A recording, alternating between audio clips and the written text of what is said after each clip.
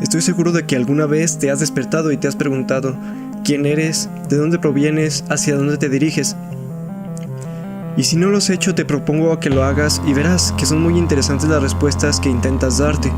Incluso saldrán al flote algunas creencias que tal vez no considerabas que tenías. Y también es seguro que te frustres un poco por la complejidad que estas preguntas tienen a pesar de parecer sencillas.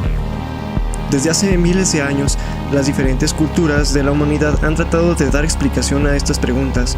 Por ejemplo, en la mitología griega, nos cuentan que después de que Iapeto, hijo de Urano, se casara con Clímene, esta última concibió a los titanes. Uno de ellos fue Prometeo, quien ulteriormente formó a los seres humanos a partir de limo y tierra, y para animarlos, robó el fuego de los dioses, motivo por el cual Zeus lo castigó encarcelándolo mientras un águila le devoraba el hígado. Una explicación menos romántica y trágica es la que presenta el Génesis de la tradición judeocristiana. Aunque no deja de recurrir a la creación divina, establece que el hombre fue creado a imagen y semejanza de su creador. Dios, el Señor, formó al hombre de la tierra misma y sopló en su nariz y le dio vida. Así el hombre comenzó a vivir. Una explicación más racional es la que también ya todos conocemos y nos la presenta de manera concisa Charles Darwin en su libro El origen de las especies.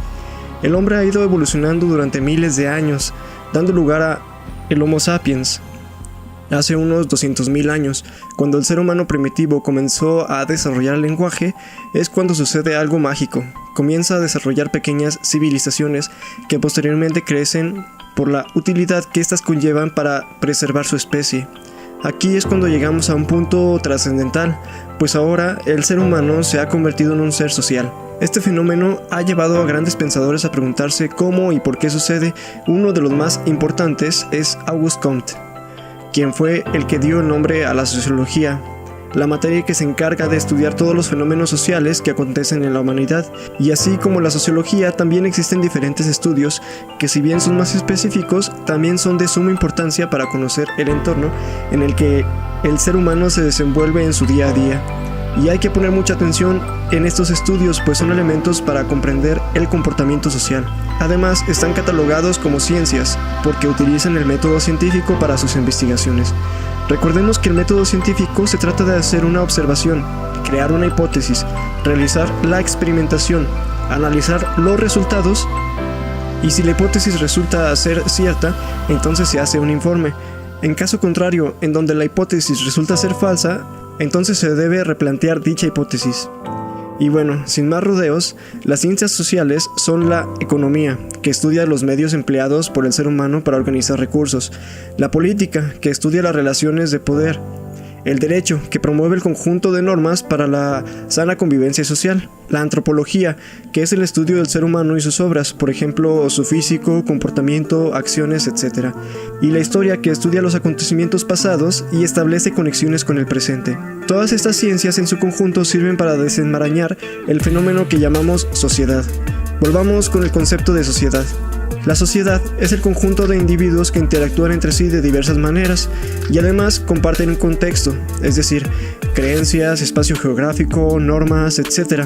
Por tanto, mientras un ser humano individual esté en una sociedad, se ve obligado a socializar. Esto quiere decir que va aprendiendo constantemente acerca de todo lo que le rodea y va adhiriendo a su ser individual todo aquello que va adquiriendo, por ejemplo, la lengua, las costumbres con su manera de saludar o despedirse. Para facilitar este proceso de socialización surgen también las instituciones sociales, como por ejemplo son las escuelas, las iglesias, etc.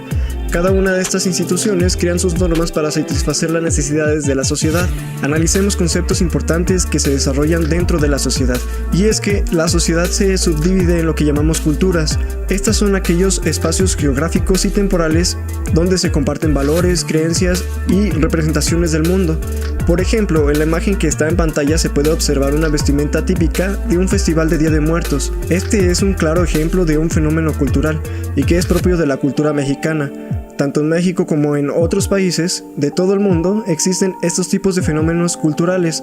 Por tanto, hablamos de una diversidad cultural o una multiculturalidad que ocurre a nivel mundial. Estas bonitas costumbres que cada pequeña sociedad tiene para expresar su visión del mundo, lamentablemente también en ocasiones suelen ser motivo de discriminación, de exclusión o incluso llegar a una violencia. Por tanto, como seres éticos y responsables deberíamos guiarnos más bien por una interculturalidad, que es la sana convivencia entre diferentes culturas. Es decir, no por tener una visión del mundo diferente nos hace superiores o inferiores a otras personas. Existen eventos trágicos en la historia donde se ha transgredido profundamente una cultura, y el ejemplo más claro que tenemos es cuando la civilización española invade a la cultura azteca, la subyuga y la transforma en una nueva muy semejante a la suya. A este fenómeno se le llama aculturación. Y aunque no siempre este fenómeno se da de manera trágica, pues observamos que gracias a la globalización es más fácil que diferentes culturas convivan entre sí. Poco a poco se vayan adhiriendo pequeños fragmentos unas a otras. Por ejemplo, las comidas típicas de cada país o las diferentes lenguas. El mundo es un manjar exquisito de visiones sobre sí mismo, y considero que es hermoso conocer un poco sobre estas visiones, pues siempre hay algo bueno que aprender. Por el momento sería todo, espero que este video haya sido de su agrado y de utilidad, y nos vemos hasta la próxima.